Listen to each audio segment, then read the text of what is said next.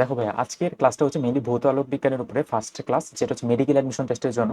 আজকে যতটুকু দেখানো সম্ভব আমি তোমাকে দেখাচ্ছি। বা মেডিকেল অ্যাডমিশন টেস্টের জন্য তোমার ফিজিক্স কিভাবে পড়া লাগে এটা আমি আগেও ক্লাসে বলছিলাম, যে প্রথমে তোমার একটা সূত্রের নোট থাকা লাগবে।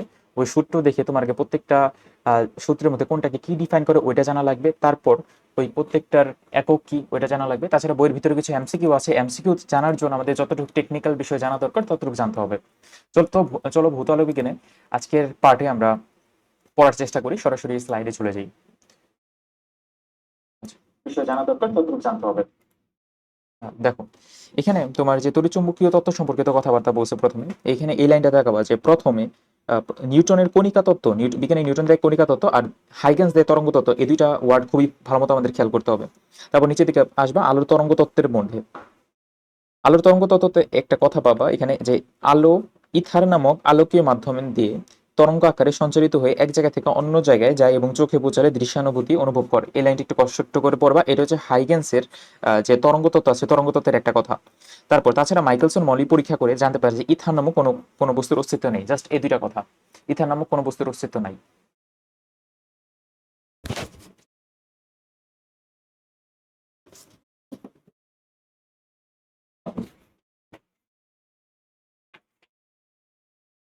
এরপরে সামনের দিকে আগাবা। এই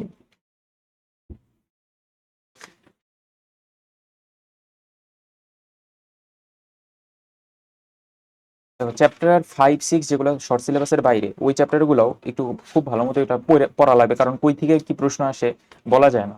এখন মেডিকেল অ্যাডমিশন টেস্টে কই থেকে কি প্রশ্ন আসবে আমরা যারা পড়াই তারা নিজেরাই বলতে পারি না। তার জন্য কোনো কিছুই বাদ দিতে আসলে সাহস হয় না, যে কোনো কিছু বাদ দিব। বা তাহলে হাইগেন্সের আলোর তরঙ্গ তত্ত্ব এতটুকু খেয়াল করতে হবে। পরে চলে যাও, এখানে একটা সূত্র পাবা, সি ইকুয়াল টু 1/নিউ নট ইন্টু ইপসাইলন নট। এখানে সি হচ্ছে আলোর বেগ, নিউ নট হচ্ছে শূন্য মাধ্যমে ভেদনযোগ্যতা।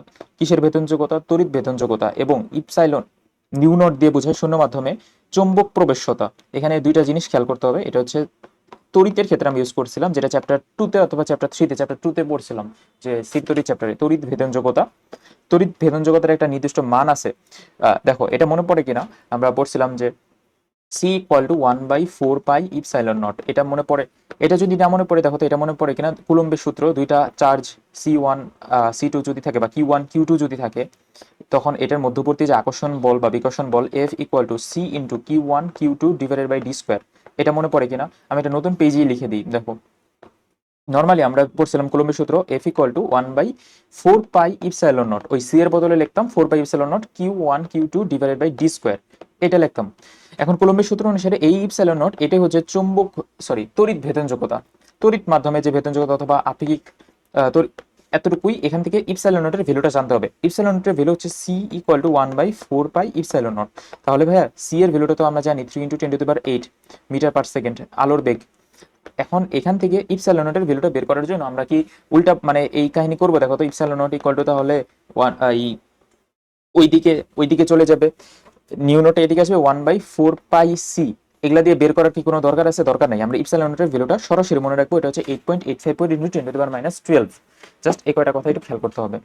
8.854 ইন্টু 10⁻, আচ্ছা, -12 এত। এটার একক কি হবে? দেখো, সি এর এককটা আমরা, সি না এখানে, আচ্ছা, কি বলতেছি, ধুর ঘোড়ার টিম। এসি তো ওইসি না, এসি হচ্ছে, সরি, এসি হচ্ছে Coulomb constant. Coulomb constant value হচ্ছে 9 × 10⁻9 এত newton metre square Coulomb inverse 2। এটা সরি।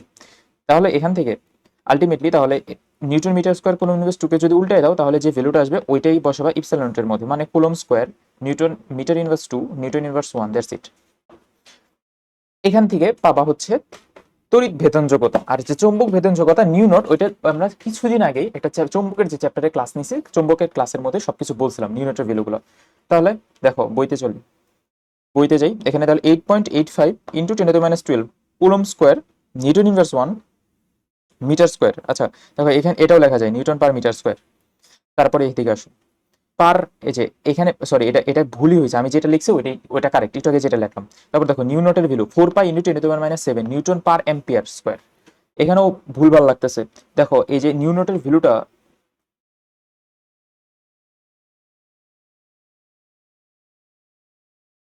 এখানে হবে পার এম্পিয়ার, নিউটন পার এম্পিয়ার, নিউটনের ভ্যালু, নিউ নটের ভ্যালু এখানে ভুলভাল। আচ্ছা শোনো, এই নিউ নটের ভ্যালুটা চ্যাপ্টার 4-এ যেটা আছে না, চ্যাপ্টার 4-এ যে এককটা আছে, newton per ampere per metre এরকম কিছু একটা ছিল। Mu naught, mu naught into 4 pi into 10⁻⁷, 10⁻⁷ newton per ampere per metre. দেখো এখান থেকে তুমি যদি একটা জিনিস খেয়াল করো, যে সি ইকুয়াল টু 1/নিউ নট ইন্টু ইপসাইলন নট, এই সূত্রটা আসবে। তারপর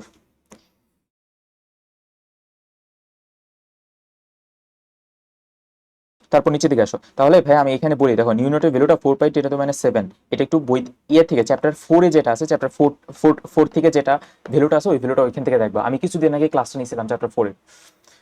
তারপর এখানে আসো, সামনের পার্টে দেখো, এখানে বেশ কয়েকটা কথা আছে।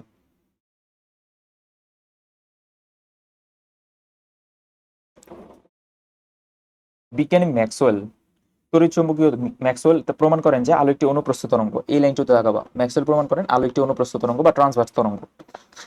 তারপর একটু সামনে আগাবা, পয়েন্টিং ভেক্টরের পার্টে চলে আসো। পয়েন্টিং ভেক্টর থেকে এটা প্রথমে সংজ্ঞাটা পড়বা, যে চুম্বক তরঙ্গের গতিপথের লম্বভাবে স্থাপিত কোন এক একক ক্ষেত্রফলের মধ্যে দিয়ে যে পরিমাণ শক্তি অতিক্রম করে সেটা হচ্ছে পয়েন্টিং ভেক্টর। পয়েন্টিং ভেক্টর একদম ইউনিভার্সাল যে সূত্রটা, এস ইকুয়াল টু 1/নিউ nought into E cross B. এখন এখান থেকে 1/নিউ নট ইন্টু ই ক্রস বির বদলে এটাও লেখা যায় S equal to E cross H, কারণ আমরা জানি নিউ ইকুয়াল টু হচ্ছে বি/এইচ। এখান থেকে তুমি শুধুমাত্র যে এস এর যে ইউনিটটা ওইটা পড়তে হবে ওয়াট পার মিটার স্কোয়ার, অথবা ওয়াটকে লেখা যায় আবার joule per second per metre square, এটাও লেখা যায় এখান থেকে। সো আলটিমেটলি এস হচ্ছে একটা ভেক্টর রাশি, এই কয়টা ভ্যালু মনে রাখতে হবে তোমাকে। তারপর নিচের দিকে আসো, দেখো বিজ্ঞানী প্লাঙ্ক দিছে কোয়ান্টাম তত্ত্ব, নিউটন দিছে কণিকা তত্ত্ব, হাইগেন্স দিছে তরঙ্গ তত্ত্ব, ম্যাক্সওয়েল দিছে তড়িৎচুম্বকীয় তত্ত্ব, আইনস্টাইন দিছে কোয়ান্টাম তত্ত্বের, এখানে একটা কথা আছে কোয়ান্টাম তত্ত্বের প্রসারণ। এই এখানে এটা একটু লিখে রাখবা, কোয়ান্টাম তত্ত্বের সম্প্রসারণ অথবা প্রসারণ। তারপর নিচে দিকে আসো, আলোর চৌম্বকীয় তরঙ্গের বৈশিষ্ট্যের পার্টে, যেখান থেকে শুধুমাত্র এই লাইনটা পড়বা, ই প্রপোর্শনাল 1/r²। তার মানে তোমার যদি তড়িৎচুম্বকীয় যে তীব্রতা, এই তীব্রতা আর এর ব্যস্তানুপাতিক বর্গের ব্যস্তানুপাতিক সম্পর্কে যায়, যেটা কিন্তু আমরা শব্দের তীব্রতার ক্ষেত্রে পড়ছিলাম। শব্দের তীব্রতার এরকম একটা ইকুয়েশন ছিল, শব্দের তীব্রতা বলো অথবা যে কোনো ধরনের তীব্রতা বলো, ই প্রপোর্শনাল হচ্ছে 1/r²। একটু খেয়াল করো। তারপর C equal to nu into lambda, এটা আমরা জানি। তারপরে সি এর ভ্যালু হচ্ছে 3 × 10⁸, এই কয়টা ভ্যালু দেখতে হবে।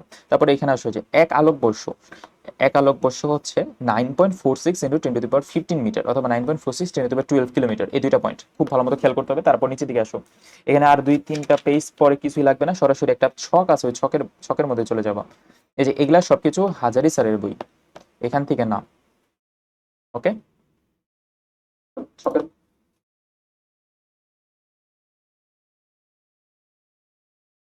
এই যে দেখো, বেতার তরঙ্গের ক্ষেত্রে আসো। বেতার তরঙ্গের ব্যবহার, বেতারে ব্যবহার করা হয়। মাইক্রোওয়েভের ব্যবহার, যেটা হাজারি স্যারের আমরা বইতে বলছিলাম, আমি একটা নেমোনিক্স দিয়ে লিখে দিয়েছিলাম, আর যেটা হচ্ছে মাইক্রোওয়েভেনের উপরে মোবাইল ও রাউটার রাখি।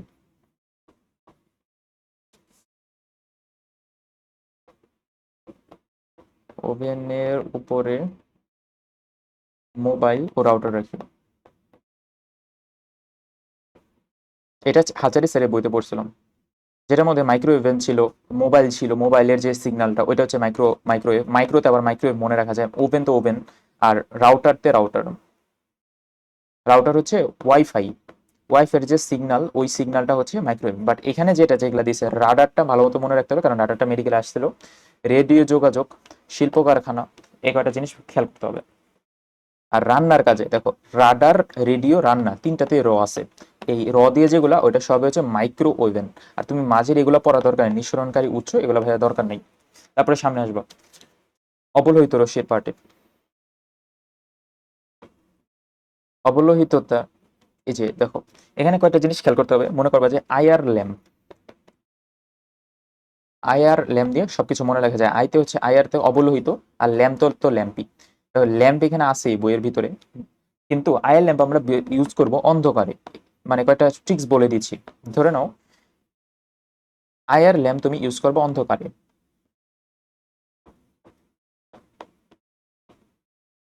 অন্ধকারে। তারপর অন্ধকারে আবার দেখো, অন্ধকার কই কই থাকে, অন্ধকার থাকে মহাকাশে না, মহাকাশে অন্ধকার থাকে। তারপরে অন্ধকারে আমরা কি ব্যবহার করি? নাইট গগলস ব্যবহার করি। লিখবে যে নাইট গগলস, এভাবে বইতে লেখা রাখবা, গগলস। তারপর মহাকাশে যে হিসাব নিকাশ, এটা কি জ্যোতির্বিদ্যা বলা হয়? জ্যোতির্বিদ্যা। তাহলে দেখো সবকিছু আমি এটা মিলাইলাম, সবকিছু মিলানোর পর আলটিমেট একটা কথা আসে এখান থেকে, যে আয়ার ল্যাম্প অন্ধকারে, মহাকাশে জ্যোতির্বিদ্যা, নাইট গগলস, এই সবকিছু আয়ার রশ্মির সাথে সম্পর্ক।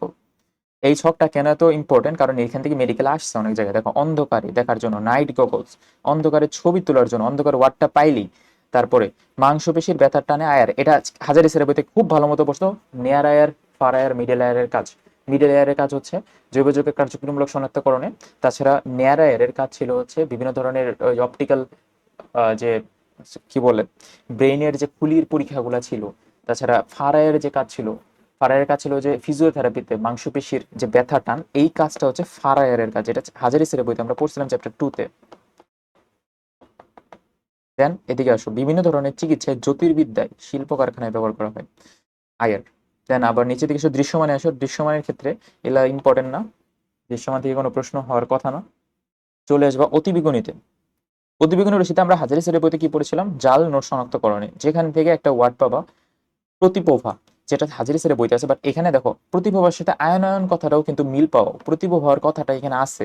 তারপরে প্রতিপ্রভার সাথে আবার দেখো ফটো ইলেকট্রিক ক্রিয়া, এটা কেন জানি আমার কাছে সম্পর্ক লাগে। তোমার কাছে যদি এভাবে মিলাই পড়তে পারো তাহলে তো ভালোই। প্রতিপ্রভার সাথে এই যে দেখো ফটো ইলেকট্রিক ক্রিয়ার সংগঠন। তাছাড়া ফটোগ্রাফিক ফিল্মে প্রভাবিত করার কাজে অনুবীক্ষণ যন্ত্রের সাথে, দেখো ফটোগ্রাফিক ফিল্মের সাথে আবার অনুবীক্ষণ যন্ত্রের একটা মিল মিল ভাব আছে। আবার দেখো এটা কি ইউভি রশ্মি, ইউভি রশ্মি থাকে কোথায়? সূর্যে। তো সূর্য যদি ইউভি রশ্মি থাকে, এটা সূর্যের সাথে আবার সম্পর্ক হচ্ছে ভিটামিন ডি। তো ওইভাবেও মিলায় আবার ভিটামিন ডি তৈরিতে ব্যবহার করে। এই কয়টা মানে ম্যাক্সিমাম জিনিস এরকম মিলে মিলে পড়া যায়। আয়নায়ন, প্রতিপ্রভা, প্রতিপ্রভার সাথে ফটো ইলেকট্রিক ক্রিয়া, এটার সাথে আবার ফটোগ্রাফিক ফিল্ম, এটার সাথে আবার অনুবীক্ষণ যন্ত্র, এটার সাথে আবার ভিটামিন ডি। সো এই কয়টা কাজ আমরা খুব ভালো মতো পড়তে পারবো বা মিলাই মিলে পড়তে পারবো। তারপরে সামনে আসো এক্স রে পার্টে। এক্স রে তো আমরা জানি নিরাপত্তা এবং চোরাচালান, এই দুটো এক্সট্রা জিনিস তুমি ভালো মতো এটা খেয়াল করতে হবে। তারপর সামনে আসো, তাহলে তোমাকে যদি বলে চিকিৎসা ক্ষেত্রে কি ব্যবহার করা হয়? X ray. রোগ নির্ণয়ে গামা রে। তাছাড়া মাংসপেশিতে আয়ার এবং তোমার শল্য চিকিৎসায় কি ব্যবহার করা হয়? তো গামারের পার্টে আসো। আচ্ছা, শল্য চিকিৎসা এটা হাজারি স্যারের বইতে ছিল। শল্য চিকিৎসায় ইউভি, ইউভি রে। হাজারি স্যারের বইতে দেখবা যে ইউভি রের আরো কয়েকটা রেঞ্জ আছে, ওই রেঞ্জের মধ্যে কোনটার কাজ কি এটাও বিস্তারিত বলা আছে।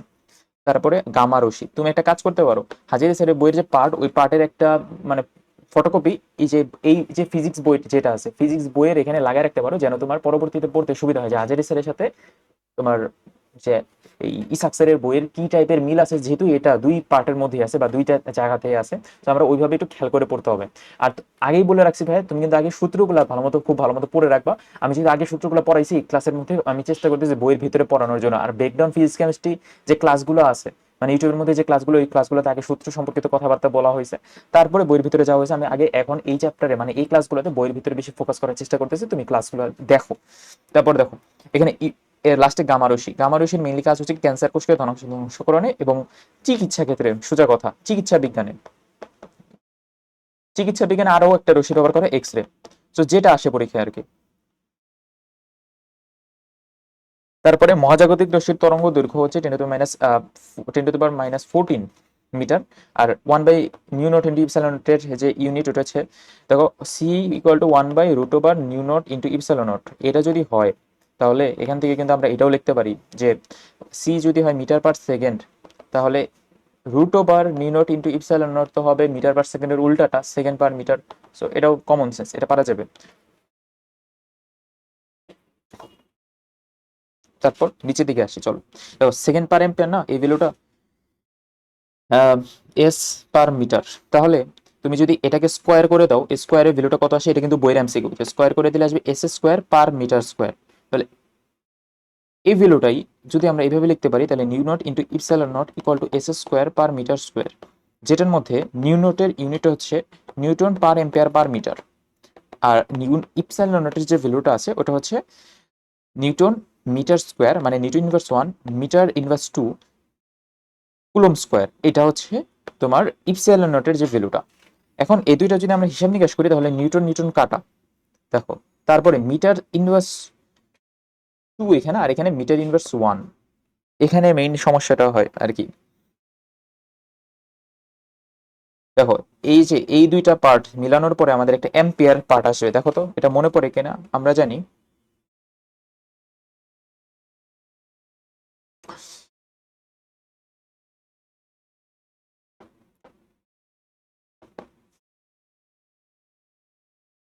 আচ্ছা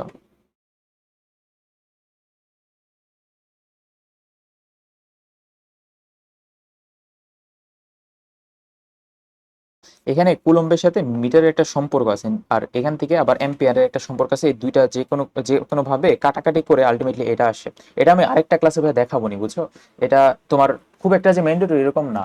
আর এই ক্লাসগুলো আগেও নেওয়া হয়েছিল, আগে আরেকটা ক্লাসে বিস্তারিত যে ফিজিক্সের যে ফার্স্ট পেপার সেকেন্ড পেপার যে সূত্রগুলো আছে, সূত্রগুলো ডেরিভেশন সহ তোমার মেডিকেল অ্যাডমিশন টেস্টের জন্য যতটুকু লাগবে ওটা আমি আরেকটা ক্লাসে বিস্তারিত দেখাবো নি। আজকে আপাতত এখানে বেশ কয়েকটা রিলেশন আনতে হবে, কারণ চ্যাপ্টার 2 এর কাহিনীগুলো আনতে হবে, চ্যাপ্টার 3 এর কাহিনীগুলো আনতে হবে, চ্যাপ্টার 4 এর সবগুলো কাহিনী আনার পরে তারপরে এই সূত্রের মধ্যে আসতে হবে। বিস্তারিত আমি তখন বলা বলা যাবে। দেখো তারপর এখানে আসো সামনে, আজকে বইটা দাগাই ম্যাক্সিমাম ম্যাক্সিমাম জিনিস।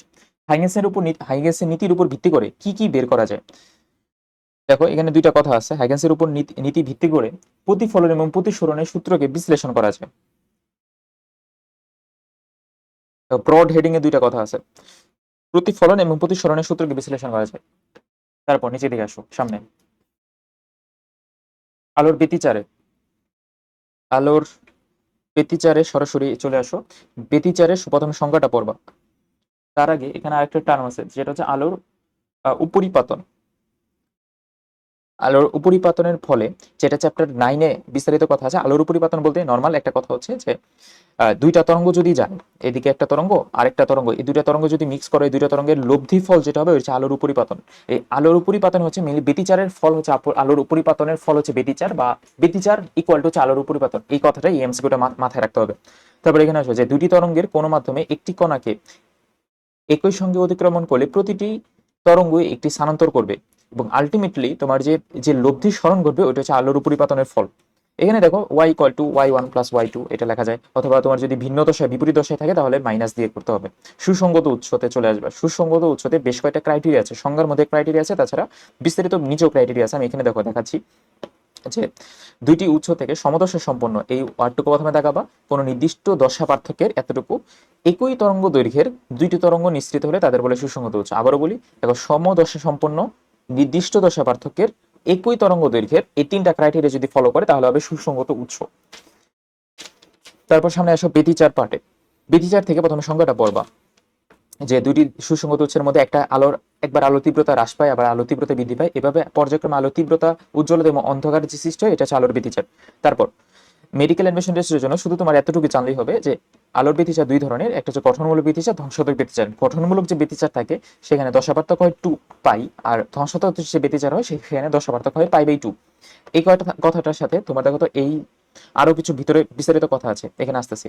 দেখো এই যে তোমার অযুগ্ম গুণিতক যদি হয় তখন হবে ধ্বংসাত্মক ব্যতিচার, আর যদি যুগ্ম গুণিতক হয় তখন হবে গঠনমূলক ব্যতিচার। এটা কেন জানি এমনি পারা যাবে যে গঠনমূলক ব্যতিচারে সবসময় হবে জোর জোর জোর জাতীয় জিনিস।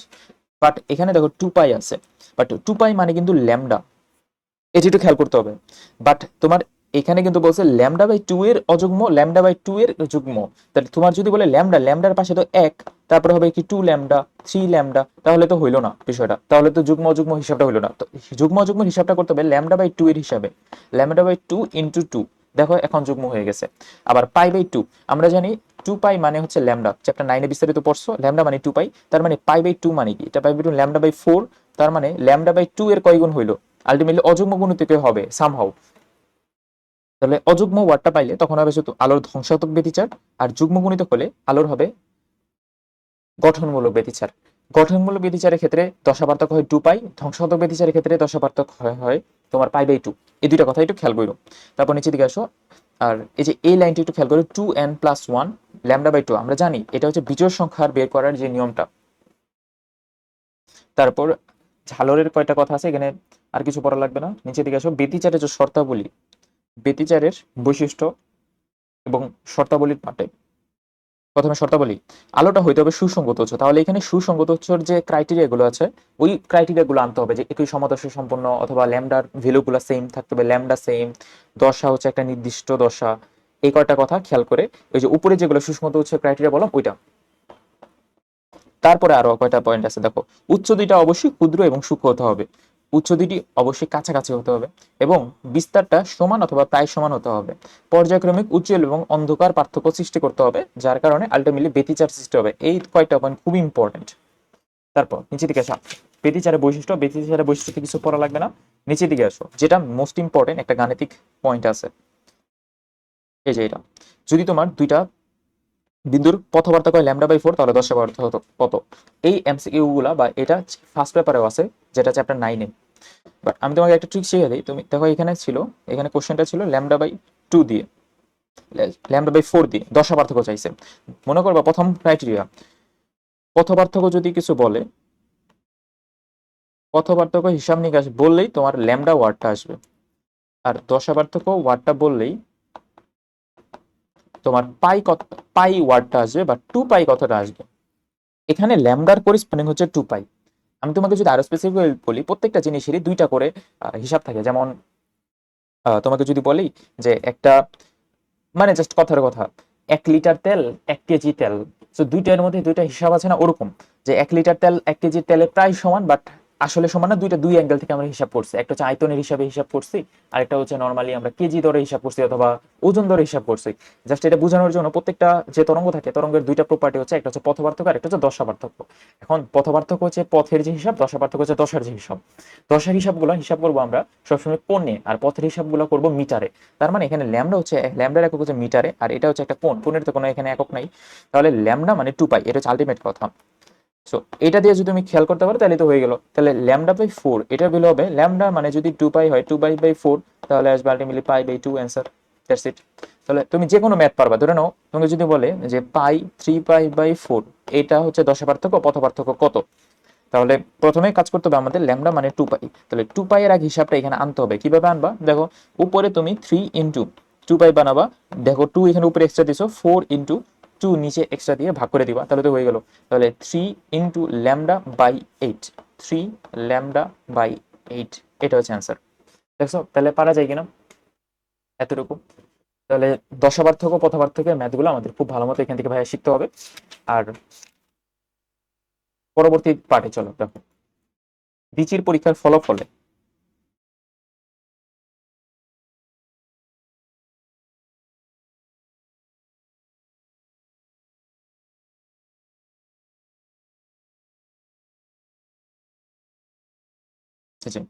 দ্বিচির পরীক্ষায় আলোর ব্যতিচার ঘটে। প্রথম কথা, দ্বিচির ওয়ার্ডটা পাইলেই হবে, অ্যান্সার হবে ব্যতিচার।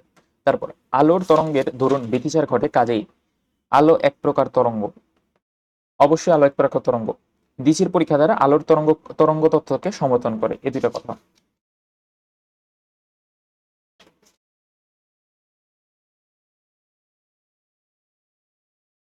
তাহলে আলো একটি অনুপ্রস্থ তরঙ্গ।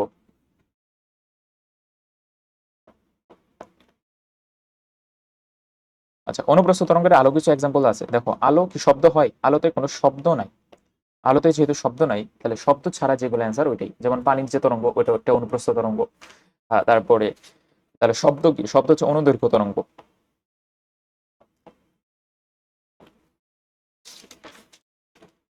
জোড়া প্রস্থের পার্টে চলে আসো। জোড়া প্রস্থের প্রথমে আমাদের আগে সূত্রটা শিখতে হবে। জোড়া প্রস্থের সূত্র লিখবা হচ্ছে del x equal to λ/d/2a, এটা হচ্ছে মেইন সূত্র। এখন যেটার মধ্যে তোমার যদি λ/d/2 এর জায়গায় এখানে এর ভ্যালুটা আবার এখানে দেখো 4d লিখছে, তুমি একটু এটা একটু খেয়াল করো। এখানে a ইকুয়াল টু হচ্ছে 2d, মানে মেইন সূত্র থেকে এই সূত্র কিভাবে কনভার্ট করবো এটা দেখাইলাম। লাস্টে 4 নম্বর পয়েন্টটা খেয়াল করবা, পানি এবং অন্যান্য কোনো যদি তরল পদার্থ হয় তাহলে ওইখানে যদি তুমি ডুবাও তাহলে তরঙ্গ দৈর্ঘ্যটা হ্রাস পাবে। তরঙ্গ দৈর্ঘ্য ল্যামডা প্রাইম ইকুয়াল টু হবে λ/নিউ। তোমার যদি নিউ তরঙ্গ, নিউ যদি একটা প্রতিসরণাঙ্কের কোনো একটা বস্তু থাকে, নিউ হচ্ছে এখানে প্রতিসরণাঙ্ক, প্রতিসরণাঙ্কের কোনো একটা বস্তু থাকে তাহলে ওইটাতে ভাগ করে দিবা। কারণ ল্যামডা নর্মালি ছিল পানিতে, বাতাসে ল্যামডা, তাহলে পানিতে ল্যামডা হচ্ছে ল্যামডা ওয়াটার হচ্ছে পানিতে, ল্যামডা ওয়াটার হবে তখনই, তখন নর্মাল বাতাস ডিভাইডেড বাই নিউ। এটা বোঝার জন্য আমি তোমাকে একটা উদাহরণ দিই। সাপোজ তুমি একটা হচ্ছে বাতাস বায়ু মাধ্যম আর একটা হচ্ছে পানি মাধ্যম। তাহলে কোন মাধ্যমে নর্মালি যাওয়া মানে বেগ বেশি হবে তোমার, তুমি কোন মাধ্যমে বেশি তাড়াতাড়ি হাঁটাহাঁটি করতে পারবা, যদি চিন্তা করো যে পানির মধ্যে হাঁটাহাঁটি তাড়াতাড়ি করতে পারবা নাকি বাতাসের মধ্যে তাড়াতাড়ি হাঁটতে পারবা। সেম ভাবে আলোর হিসাবটা ওরকম যে জোড়া প্রস্থ ডেল এক্স এর ভ্যালুটা ডিপেন্ড করবে হচ্ছে ল্যামডা ডি বাই 2 এ না। সো ডেল এক্স তাহলে প্রপোর্শনাল টু ল্যামডা, এটা প্রথম কথা। তাহলে ল্যামডা যদি আমাদের কমে ডেল এক্স এর ভ্যালু কমবে, ল্যামডা যদি বাড়ে ডেল এক্স এর ভ্যালু বাড়বে। এখন আবার ল্যামডা নির্ণয় ডিপেন্ড করবে আবার মাধ্যমের উপরে, যেমন মাধ্যমের ঘনত্ব যদি বেশি হয় মাধ্যমের উপরে, আবার মাধ্যম আবার ডিপেন্ড করবে ঘনত্বের উপরে। তো ঘনত্ব যদি বেশি হয় মাধ্যমও তত ঘন হবে, মাধ্যম যদি ঘন হয় তাহলে ল্যামডার ভ্যালু তত ঘনত্ব বাড়বে, ঘনত্ব আবার ডিপেন্ড করবে প্রতিসরণকের উপরে। তার মানে আলটিমেট কথা হচ্ছে এটাই দাঁড়ায়, প্রতিসরণকের উপরে ডিপেন্ড করা, বাট প্রতিসরণকের সাথে ব্যস্তানুপাতিক সম্পর্ক, মানে ল্যামডার ব্যস্তানুপাতিক সম্পর্ক। মাধ্যম যত ঘন প্রতিসরণাঙ্ক তত বেশি, আর মাধ্যম যত ঘন ডেল এক্স এর ভ্যালু ল্যামডার ভ্যালু তত কম। তাহলে প্রতিসরণাঙ্ক নিউ যদি বাড়ে ল্যামডার ভ্যালু কমে, এই দুইটা কথা খেয়াল করতে হবে। আমি তাহলে আবারও একবার রিক্যাপ করি। তোমার নর্মালি একটা বস্তু আবার দেখো তো C equal to F lambda, normally একটা বস্তুর ভেলোসিটি সি প্রপোর্শনাল হচ্ছে ল্যামডা। আবার সি ডিপেন্ড করে তার ঘনত্বের উপরে, ঘনত্ব যদি বাড়ে তাহলে কিন্তু সি কমবে, আর সি যদি কমে, সি মানে আলোর বেগ, মানে বেগ ধরনের একটা বেগ, তাহলে সি যদি কমে তাহলে আলটিমেটলি কিন্তু আমাদের ল্যামডার ভ্যালু কমবে, কারণ C equal to F lambda. তাহলে ল্যামডার ভ্যালু কমবে, সি যদি কমে ল্যামডাও কমবে যদি মাধ্যমটা তত ঘন হয়। তাহলে আলটিমেটলি আমার এখানে লিখবো যে ঘনত্বর জায়গায় লিখবো এখানে প্রতিসরণাঙ্ক আর কি সরাসরি। অনেক কথা বারবার বললাম, তোমার জন্য এটা মাথায় থাকে যে প্রতিসরণাঙ্ক যদি তোমার বাড়ে ল্যামডার ভ্যালু কমে, তার মানে আলটিমেটলি আমি যদি কোনো কিছু বের করতে চাই, নিউ ডাব্লিউ ভ্যালু যদি দেওয়া থাকে তাহলে ল্যামডা ডাব্লিউ যদি বের করতে বলে, তাহলে নর্মাল যে বাতাসের এয়ারের যে ল্যামডার ভ্যালুটা দেওয়া থাকবে ওইটাকে তুমি যদি পানির নিউ দিয়ে ভাগ করে দাও তাহলে আলটিমেটলি এই মানে এটার সূত্রটা আসে। যেহেতু ব্যস্তানুপাতিক সম্পর্ক নিচে নিচে দিয়ে দিছি, তাহলে এটা পারা যাবে আশা করি।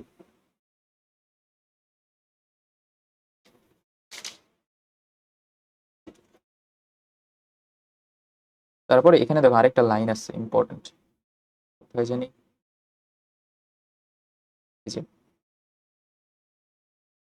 কৌণিক বেদ পর্দার অবস্থানের উপর নির্ভর করবে না। এটা তোমরা যখন এইচএসসি তে পড়ে আসছো একটা সূত্র যে A sine theta equal to N lambda, এটা এইচএসসি তে পড়ে আসছো। এখন ভাইয়া A sine theta equal to যদি এন ল্যামডা হয়, আলটিমেটলি দেখো তো এই যে কোণটা, এই কোণ কি অবস্থানের উপর ডিপেন্ড করতেছে? অবস্থান বলতে নর্মালি যখন এটা আমি আমি কিন্তু সরাসরি ভাইয়া একদম মানে আমি ধরে নিচ্ছি যে তুমি এইচএসসি তে পড়ে আসছো এই বিষয়গুলো। এটা ভ্যালুটা হচ্ছে এ, আর পর্দার দূরত্ব হচ্ছে ডি। এই পর্দার দূরত্ব ডি এর সাথে A sine theta equal to N ল্যামডার কোনো সম্পর্ক আছে? সম্পর্ক নাই। যার কারণে তুমি এভাবে মনে রাখবা যে A sine theta equal to যদি এন ল্যামডা, যদিও এটা ব্যতিচারী সূত্র না, তারপরে এটাতে মনে রাখবা কি বলতেছে। তাহলে থিটার সাথে অবশ্যই সম্পর্ক হচ্ছে ল্যামডার, থিটার সাথে ডি এর কোনো সম্পর্ক নেই, এটাই বলছে এখানে যে পর্দার অবস্থানের উপর নির্ভর করবে না। এতটুকুই। তারপরে দেখো একটা ট্রিক্স বলি, বা ট্রিক্স মানে একটা ইম্পর্টেন্ট কথা বলি। এই ম্যাথটা মেডিকেল আসার মতো ম্যাথ, যেটা কোশ্চেনটা আমরা একটু খেয়াল করব যে অনেক প্যাচাল পারছে, এই প্যাচাল দিয়ে আমরা সুন্দর মতো ইজিলি ম্যাথ করা যায় ল্যামডা ডি বাই 2 এ দিয়ে, যেটা জোড়া প্রস্থের ভ্যালু বের করতে বলছে, বা পট্টির কেন্দ্রের মধ্যবর্তী দূরত্ব, অনেক কিছু বলছে। এত কিছু দেখা দরকার নেই, যেহেতু মেডিকেল অ্যাডমিশন আমরা সরাসরি অ্যান্সারটা টিক মার্ক দিতে পারলেই হয়ে গেল। যার কারণে 0.4 মিলিমিটার ব্যাদ বিশিষ্ট এই টাইপের কোনো একটা কোশ্চেন পাইলেই তুমি অ্যান্সার দাগে দেবে 0.625 মিলিমিটার। আসলে যা বললাম সত্যি কথাই, মুখস্থ করে ফেলবা এই জিনিসটা, কারণ এটা আসতে পারে, আসলে করার কিছু নেই। তারপর আর কিছু মুখস্থ করে আর কিছু আছে না, আর কিছু নাই।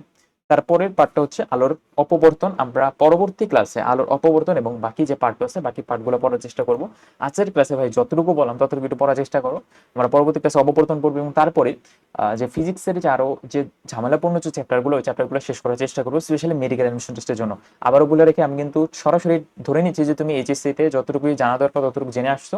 আমি সরাসরি ইমপ্লিমেন্টে চলে যাচ্ছি। মেডিকেলে যতটুকু আমাদের শিখতে হবে, যে রিলেশনগুলো শিখতে হবে, যে টার্মিনোলজিগুলো শিখতে হবে, যে সূত্রগুলো শিখতে হবে, ওই সূত্রটা আমি তোমাকে আবারও বলি, সূত্রের একটা নোট করে ফেলো যতটুকু সময় আছে, তাহলে তোমার একটু পড়তে আরো সুবিধা হবে। আজকে এই পর্যন্ত রাখি, ধন্যবাদ সবাইকে।